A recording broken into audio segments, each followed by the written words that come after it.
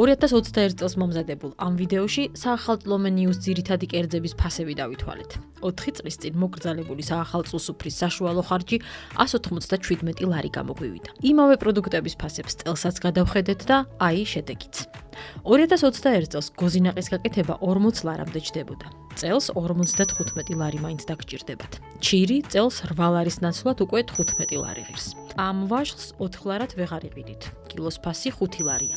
სადღა ჩურჩხელა 2.50-ად. კარგი ჩურჩხელა 5 ლარი ღირს, ზოგან 4.5 ლარი. სამლარიანი შოკოლადის ფილა 2025-ში 8 ლარი ღირდა.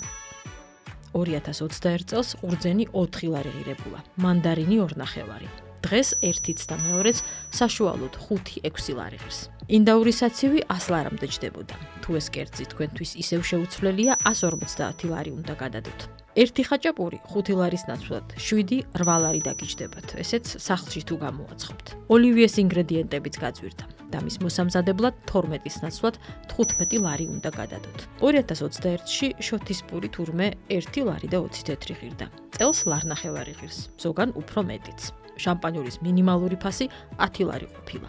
4 წლის შემდეგ 15 ლარად თუ იშოვით, გაგიმართლებთ. 1 ლიტრი ღვინო 5 ლარი რომ ღირდა, ახლა 7-8 ლარი გათვალეთ. ამ ფასებით და მხოლოდ ამ პროდუქტებზე საახალწლო სუფრის ხარჯი 2025-ში 297 ლარი გამოგვივიდა.